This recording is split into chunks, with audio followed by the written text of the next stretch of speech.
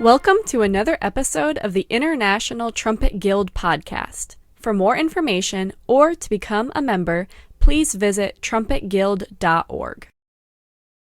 Welcome to the International Trumpet Guild podcast. I am here today with Paul Tynan, who is a music educator and jazz performer in Nova Scotia, Canada. He currently teaches at St. Francis Xavier University, and he has toured all over the place performing and teaching and working with trumpet players and students. I had the opportunity to meet Paul at the Kenny Wheeler Symposium last May in Saskatoon, Canada, and I got to play in a big band with him and hear him improvise, and he even helped me with preparation for some of my orchestra auditions. So he's a very versatile musician. So Paul, if you want to start off with giving us a little bit about your background and sort of introducing you to all of the listeners. Yeah, so let's see. I started playing the trumpet like many people do in the public school system. I am Canadian, but I grew up a portion of my life in Houston, Texas. So I started in the Texas band programs, and I had a really fantastic middle school band experience with teachers that really knew how to play the instrument. Or to teach how to play the instrument, I should say. And as part of the curriculum there, they offered 30-minute private lessons. So I was starting to take private lessons like in grade 7 with a trumpet teacher by the name of Kevin Henderson, who was teaching for the Spring Independent School District at the time. And he really installed a lot of really good fundamentals in my playing, like long tones, good sound concept. He was a trumpet student himself, attending university, and so I got to be exposed to good sound and good articulation right off the bat. So that was helpful because, as we know, music's all about listening, more so than anything about that. But when I was about going into grade 9, my family moved to the Buffalo, New York area. And I sought a teacher out, and I was very, very fortunate that I got to study for about 5 years with Gerald Soffer, who was the second trumpet player in the Buffalo Philharmonic. And at that point in time, I really wanted to be a classical musician. This guy his sound was like absolute butter, absolutely beautiful. His phrasing was gorgeous, and it seemed like making music to him was so fun. And that was hugely influential. At the time, Doc Severinsen was the principal pops conductor of the Buffalo Philharmonic Orchestra. So I often would go, well, not, I shouldn't say often, but a few times I got to go to Klein Hans Music Hall in Buffalo and hide out in the seats and listen to Doc warm up.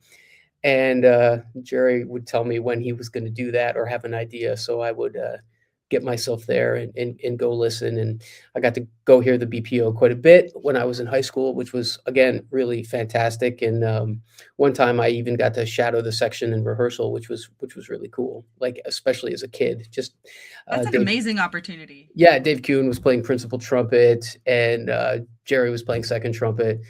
Phil Krishner, I believe that's his last name, was playing third trumpet. The section was just absolutely incredible, and I was just amazed at how much power and sound that they could generate. So it was totally inspiring. So and at the same time, I was combating my giant love for punk rock music too. So I was like, do I have the green mohawk or do I play the classical trumpet? So that's where I was at. So I loved listening to Rimsky-Korsakov and the Dead Milkmen. I mean, it was like the musical variances were incredibly wide, listening wise for me. So that's how I started, and I played in all the groups I could at the time, mostly classical groups. The high school groups. I was also in the Greater Buffalo Youth Orchestra for a couple years, and that was really fantastic as well. Getting to play a lot of really great repertoire with some of the best young musicians in the greater Western New York area. Really inspiring. And there was a group of musicians that were in the Greater Buffalo Youth Orchestra at the time when we were all thinking about music schools and where to go. And one of the young musicians said, I'm going to go to Crane." And I said, "What's Crane?" And they said, "Well, it's in Potsdam, New York, Crane School of Music." So I auditioned at lots of places, and when I went there, I auditioned with the trumpet professor, and his name was John Ellis. He's since retired, but he was his sound was almost to my ears at the time was like a next level up. And I've since learned he comes out of the whole bel canto school of playing with this just sweet lyric tone, and that was like, man, I gotta go pick this guy's brain. I gotta go see what he was about in music, and it was really one of the best choices that I made. So that started kind of my path to making this my life, I guess. That's awesome. Wow. I mean, we only worked with each other for like a weekend, so I didn't know all that about you, but I'm happy that I just learned all of it. That's so cool. One of the other members on our podcast committee is a graduate from Crane as well. Who's So, that? Julia Stowell. Oh, I'm not sure if I've met them. Yeah, she's in Kentucky right now working on her doctorate. So Okay. shout out to Julia when you listen to this. She's Shout actually editing this. So so hi Jules. All right. So when did you for a lot of people, especially like younger students, I didn't realize that there was an International Trumpet Guild or like what it was until I started university or college, and people were like, "Oh, there's this journal, you should like read it. It's so trumpet nerdy." And I didn't know that anything like this existed basically until I started university. So, when did you first become aware of the International Trumpet Guild? When did when were you first sort of like associated with it? Stuff like that. Like, how did you discover? Yeah. So our for me, it was a little bit earlier. Jerry Soffer actually told me about it. I think I must have been in like grade 10 or something like that. And I think he even lent me, yeah, he definitely lent me a few of the journals at the time. I also joined the union around that time as well, because I was, playing polka gigs and things like that in Buffalo. But yeah, so that's how I heard about ITG. Is he started letting me borrow his copies of the journal, and it was kind of cool to read them. I actually, at that time, I was, to be quite honest, I was more interested in the pictures and the advertisements. Oh, look at this horn! Oh, look at that horn! Oh, look at this horn! And I think I'm still only interested in that. I'm like, "Ooh, what equipment can I get?" yeah, right. I mean, I'm not so much of a gearhead anymore. I spent some time in that world for sure, but yeah. So that's how I first heard about ITG. I think the first conference I went to was in the late '90s, maybe in Denver, I think. Hmm. Yeah, I think so. I think so.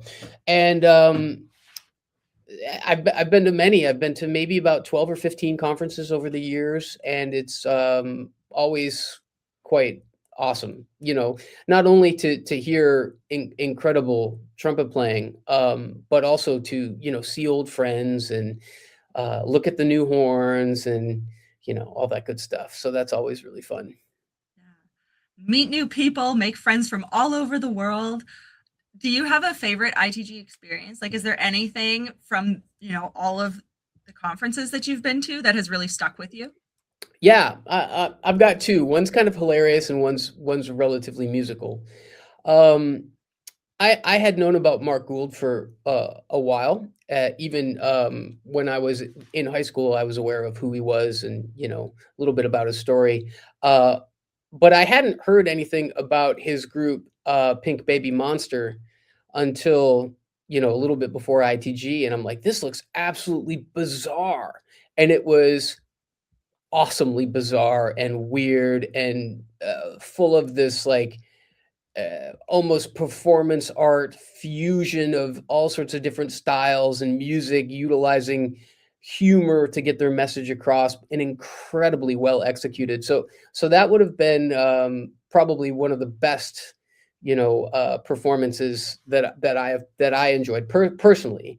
And then this one's kind of funny. This happened many years ago, but there was a trumpet player from England. I'll keep his name out of this, who was there, and he brought this pink wig with him, and he tried his best, and this happened for maybe 2 or 3 years in a row, to get every single person he could to put on this wig and take pictures of them. So it was kind of funny to just kind of walk around and watch him go up to, some very notable trumpet players and just like unabashedly say, "Would you put this wig on for a picture? I'm taking pictures of everybody with this wig on." So that was absolutely hilarious. That was really funny. So there's a fair bit of shenanigans that go down at the conference as well. Definitely. Yeah, there's always something going on, and the trumpet community definitely knows how to have a good time and laugh about things, which is nice. Yeah. Not super serious. Just serious when we need to be. Yeah, for sure.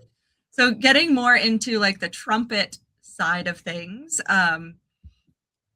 is there a time that you can tell us, like whether it was in your career or in your life, that you like overcame an obstacle, like a big obstacle, and like, if you feel comfortable sharing? Oh yeah, totally. I mean, honestly, I still get nervous every time I play. How it is now, a good amount of my gigs and my touring is playing a lot of my own compositions. So, and often I'm playing with new people. So I travel as a solo artist and play with people in various communities. I send my music up beforehand. Sometimes there's rehearsal, sometimes there's not. And it's like you just don't know how people are going to react to your own music, especially when you're playing it. So it's a bit of there's always this bit of self-doubt that's there. What if they don't like it? Is that you're like, oh well, that might you tie your whole self-worth up into your artistic identity, and so that feels like it's being scrutinized every single time you get on stage. And so there's that like half hour before the gig starts where it's like, and that happens every single time. Sometimes gigs are easy if you're showing up as a side person and you're just reading charts, that's no problem. Or if you're, get called to play standards, or you're playing in, I played in like Christmas, I had a gig where it was 4 trumpets and organ. You're just reading the parts. That type of stuff is not no sweat at all. But all of the other stuff where it's somewhat, even if it's not a high profile gig, it feels like a high profile gig because you're out there as a soloist playing music that you composed, and you're wondering, are people going to like this, right? So there's always that, for sure. Speaking of your compositions, like how do you come up with the things that you compose? Like, do you have like an idea? Are you trying to like emulate something that you've heard, or like are you trying to tell a story? Like what goes into it? Because we played some, or at least one of your tunes back in April or May when it went to. So what's your inspiration behind the music that you write? Man, nouns, people, places, and things. That's like those are the inspirations for the music that I write, and I base them a lot on interactions that I have with humans, experiences that I have out in the worlds, or um, uh, you know or items that I find fascinating, right? And a lot of times my writing is my writing process is quite simple. Sometimes I write on the trumpet, and when I do that, it's more of a linear type of thing, and then you add the harmony afterwards. But sometimes I write like how a singer-songwriter would write. I just sit at the piano and I play chords and I sing, and if I like it, I write it down. Very cool. To really simplify things, but that's often how I do it. Do you find that, so you're also a jazz musician, you improvise a lot. Do you find that like there's a relation between improvising, like coming up with things on the spot, like in the moment, and composing something to put on the page? Like, is that something that you think about or consider? Yeah, well, I believe that improvisation is just composition sped way up, and composition is just improvisation slowed way down.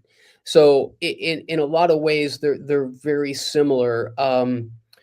One is also decidedly ephemeral. Like improvisation exists in the moment, and when it's done, it's done. Where the compositional aspect isn't, because it's committed to some physical existence, whether that's a recording or whether that's a piece of sheet music, right? So it can be reproduced in some way, shape, or form.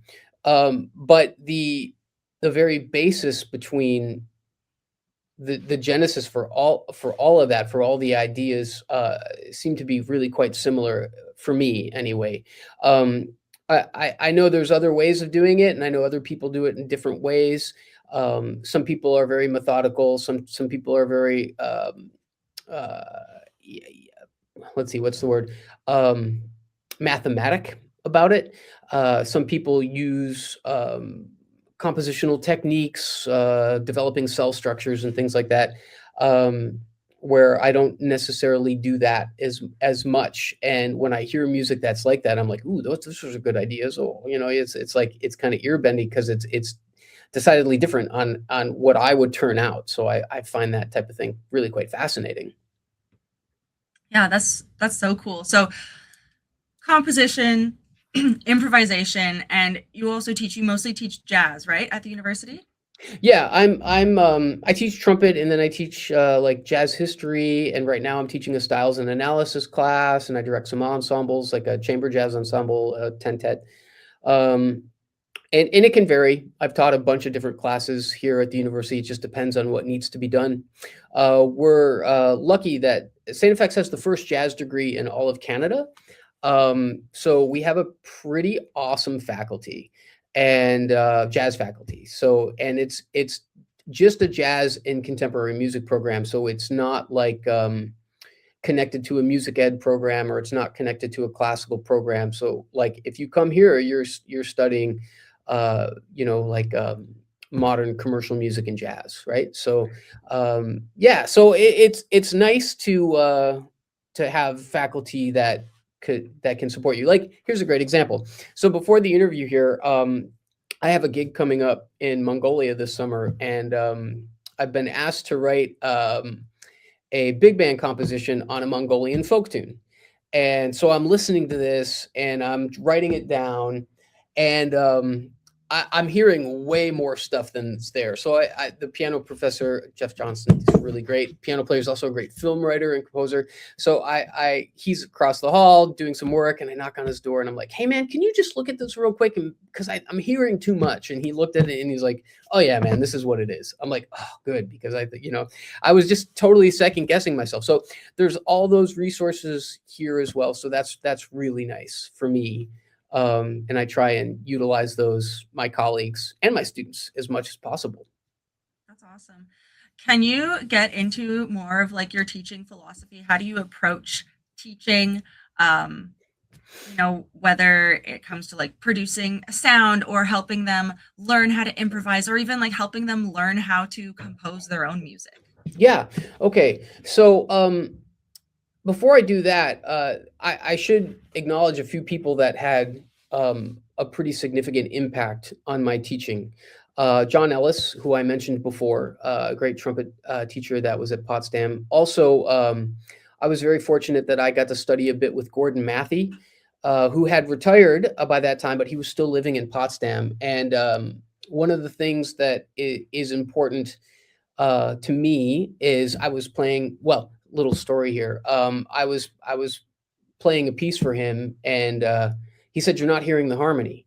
and it was just a solo piece. I said, well, there is no harmony. It's just a solo line. And he's like, no, everything has harmony.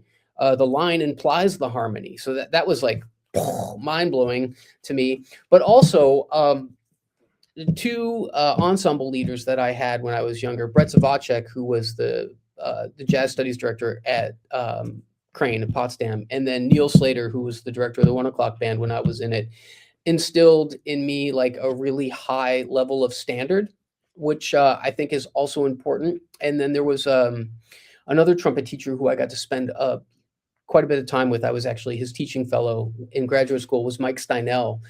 And he demonstrated through his words and his teaching that pedagogy wasn't just a science, that it's also an art, right? So that was a really important realization for me.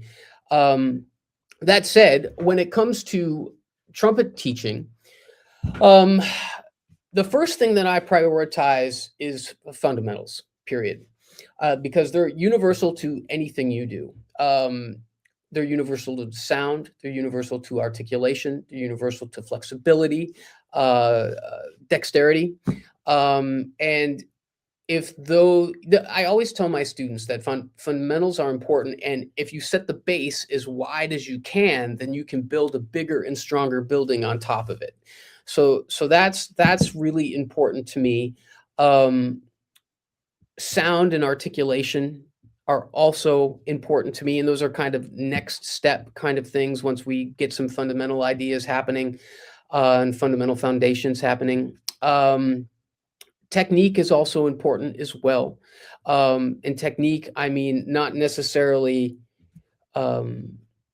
Technique to me is more than just finger patterns. It's tongue, finger, coordination, and how that applies to the music that you're playing, right? So that's also really important. I also think one of the things that's really important for me when a student spends a few years with me is I often tell them, and I actually told a student this on Friday, I said, the best teacher for them in the room is them, right? And,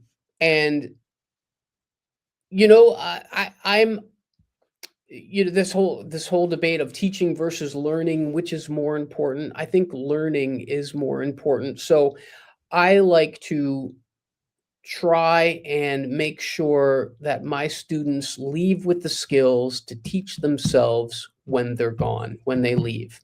That is super, super important to me. Now, I got, he didn't come out and say this specifically, but in my time with John Ellis, those were some things that I got out of that. I got so much out of that guy that it took me a long time to digest everything that he taught me. And I probably still am digesting it many, many years later. And, that was a realization. It was like, man, he gave me all of these tools, and I like to make sure that they are aware that they're getting these tools, right? So that's really important to me as also. In regards to the different level of students, everybody's different. Everybody is, and I also tell them, and I think this is important, that this is going to sound cliche, but it's very true. There is no end to this journey, and to be able to be mindful of where you are on this journey is very important. So to that end, I try and approach each student differently. Like I do have set things that I utilize with students as go-to things, like the Conconi etudes are fantastic. Colin flexibility exercises are fantastic, right? The standard stuff. But each student needs different things because everybody is different here. Everybody is different here, and everybody's different here, right? So that is, you have to be able to adapt. And I think that's important. Basically, we got to fill in the holes, and we all have holes in our playing, no matter what level we're at. There's always something we could be better at. So as long as I can identify those and then try and help them fill those holes or grow through those holes or move past those things, then I think I'm doing my job. I hope. Yeah, that's good. I really like that. And like everyone's embouchure, everyone's brain, and everyone's heart is different. That's like such a huge, that's like so powerful, but also like kind of wonderful that we're all different in every Yeah. single way. And so Yeah. none of us are going to have the same journey or the same experiences. And as Yeah. a teacher, I think that that's super important that you realize that and you approach teaching in that way. Yeah. I think Yeah. that's fabulous. Well, I learned from my mistakes, shall we say, when I was younger. So, I maybe push people too hard when I was younger. Um, Thought that, oh, this path really worked for me. It's going to work for you. And then you're like, no, it doesn't. Right. So you adapt, you learn, you grow. And yeah. Mhm. How do you, okay, my question is, how do you teach improv to somebody who has no idea what they're doing? How do you help students? I guess it's more than just improv, but how do you help them step out of their comfort zone? Like, a lot of people are terrified to make mistakes or terrified to sound bad or, don't want to take that step. We avoid doing the things that we're bad at or uncomfortable with. How do you guide a student through that? Well, I feel like I sound bad for a living, right? But I think maybe the most important thing, and this is how you learn any language, is to immerse yourself in that language, right? And if you are comfortable in that immersive environment, well, then you're going to be more willing to try new things, right? So I think listening to the music is really important.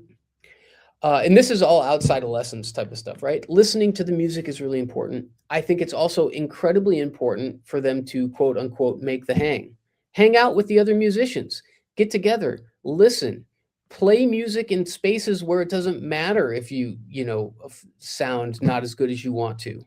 Um, and those type of things are incredibly formative to have those uh, opportunities. Where you don't have a professor looking over your shoulder as you're trying to work your way through Benny Golson tunes or something like that, right? It's about that. And when I say make the hang, I am also a firm believer that a student in any music program anywhere is going to learn just as much, if not more, from their colleagues, their students, the students that they're in school with, than they will from the faculty. In many ways, a faculty is a just fantastic collection of resources and maybe guideposts, right? But I know that was uh, my experience in all of the three schools that I went to, as I learned a lot from my fellow students, and I think that's important, right? So if that is all together, then from the pedagogical side of things, there's various things that you can do um, to give students basic harmonic awareness, just that go beyond scales and arpeggios, right? From a jazz perspective, having fluency on the piano or some sort of chordal instrument is also incredibly important. To just even sit at the piano and play basic triads so you can realize what you're looking at on paper helps, right? It again puts that situation, or makes that situation for you to be able to hear what you're doing. It's also important that the student realizes that their ears are going to get better than their ability first, right? So they're going to hear more mistakes, they're going to hear more issues, and that is going to inform them how to grow, how to practice, or what to practice. Sometimes they need guidance, right? That's what we're here for. Sometimes they don't. Sometimes it can be intuitive, and then slowly that gets a little bit better, and then they think, hey, I sound pretty good, I'm doing super well, and then their ears get a little bit better, and it works like this. So I think to that end, one of the most important things to do for teaching somebody how to improvise is to teach them how to listen, right? more so than anything on the horn, right? You can teach licks and patterns and scales and arpeggios, but um, if the material that you're presenting in a lesson necessitates a significant amount of oral usage, then I think that's going to be very good and very, very helpful, right? So it's all about getting these tuned up as much as possible. All about the ears, and every music student loves their musicianship classes Oh so man, much. I failed So oral much. skills too at Potsdam. I did. I did. I had to take it off sequence. I refused to use solfege. Shame on me. And then they failed you. Like, They you're not did. But you know what? It ended up being a great thing because the person that taught it off sequence was Robert Washburn. So I got to spend a whole semester with this guy talking about, brass quintet music and like, because he did a lot of those earlier arrangements for the Canadian brass, and he took a liking to me. So we ended up getting to play test a bunch of his new music. So it was great. It was like failing that class was super awesome. I think that that's a really like that's a really good story for like many reasons, but especially like you can fail something and that just like puts your path in a different direction, right? It's not like Yeah. you're not a complete, it doesn't make you a failure if you failed at something. But No, like it failure is just definitely an like, opportunity. Oh, go ahead. yeah, just more opportunity to learn. And like Yeah. if you had passed that class, you never would have had that opportunity. Right. So it's just so interesting to see how things like that work out. So like maybe, an audition doesn't work out or you don't get a job or something. And it's like that failure is actually, opening the doors for other opportunities. Yeah, totally. Totally. And at the time I was like, I should have used solfege. I was stubborn, right? So maybe my stubbornness has provided me with more opportunities than I realize. Oh, I think that's so funny. Oh my goodness. Did he make you do solfege? No. And that's why you passed the class. Yeah, because he was like, oh, sing via intervals. Okay. Which was great because that helped my interval recognition, super. It was super. Yeah. So you started off primarily doing classical stuff, right? Yep. Mm-hmm. When or how did you make the switch over to jazz? Like what Okay. called to you, what spoke to you and like, pulled you over to that side? Not that there's sides, but I like to think this is a cool story. So at Potsdam, they had this program where you could go and study in Sweden. And the trumpet teacher at Musikhögskolan i Piteå at the time was Urban Engus. And that was, I had learned about his playing and I'm like, wow, this guy's absolutely incredible. So I wanted to go study with this guy. So I did. And he was hard on me and it was great. Like he was like, you're not practicing enough. No, like he was very like bam, bam, bam. And that was really great. Actually, I needed that, especially at the time, because maybe I was being a little lazy, but I was having some issues with my chops at the time. And he said, well, this is something that I think there's a person in Luleå that could help you. Luleå is a town a little bit north of Piteå, in the north of Sweden. And so you should go have a lesson with this guy. He knows a bit about, Bobby Shu and Carmine Caruso's teaching, and I think he could help. And so I went and I ended up getting a lesson with Tim Hagens. Great, one of my favorite jazz trumpet players. Now, the cool thing about this is I had been listening to jazz and kind of trying to noodle around a little bit, learning blues scales and stuff like that beforehand. And when my first lesson with Tim was it was a lot about trumpet and a lot about face, a little bit about music. But I remember he sat down at the piano and played some far out chords, and he was like, "Man, just use your ears and improvise." And I was like, "Wow, there's so much freedom in this music. This is incredible." And it was like, snap. I was like, "Okay, maybe I need to reevaluate what I was doing." And I remember like one of the things that I was really concerned about when I was younger about that is I was I'd really strive to get that orchestral kind of sound. I still play on like the equivalent. I play on a Griego one mouthpiece, which is like a Bach one. It's huge. Even for jazz, I play that. And um, so that big kind of robust sound, I always wanted that. And I was afraid that if I became a jazz musician, then I would have more of that kind of like more traditional hard bop kind of sound. And I'm like, I don't, but if I do this, will I lose my sound? And so that was something that I had to battle with. And the answer was it didn't really matter because the sound is here.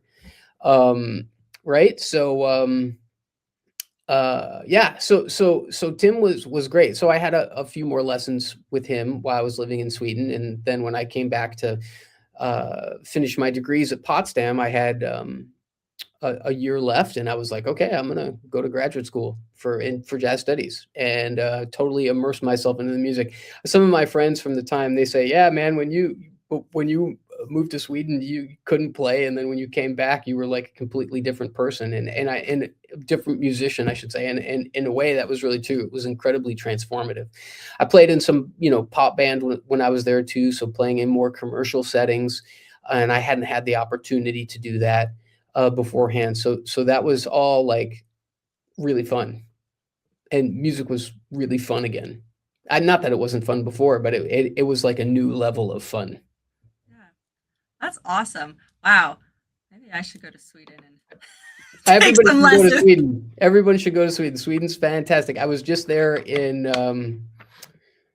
October, actually. We played in Lund. It was great. Wow. That's so fun. Like, it's so cool to hear about, how you started, how you got to where you are now, and like where you are continuing to go in your career. I guess we're gonna wrap it up Okay. soon, but I wanted to ask you, what is one piece of advice you would give to somebody who wants to pursue a similar path to you? So to get to where you are now, like you're traveling a lot, you're performing, you're composing your own music, you're doing all of this stuff. Like, what would you advise somebody who's just starting out their music career, who wants to get to where you are? I have two rules, and I tell my students about these two rules. They're be cool and have your stuff together. Stuff is usually replaced with another word, but family friendly podcast, I suppose. But so yeah, be cool and have your stuff together. And it's also important to realize, this is the kind of the little sidebar to those rules, that nobody can do both at all times, but as long as you try your best to do so, it usually works out.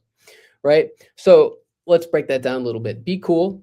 Like, people like to play with their friends. People don't like to play with musicians who cause them problems, like who are late, who don't know the music, who are a drag to be around, right? So that's important, and that goes into making the hang too, right? Like showing up to the thing that you need to do to be with other musicians, to learn to exist with other musicians, right?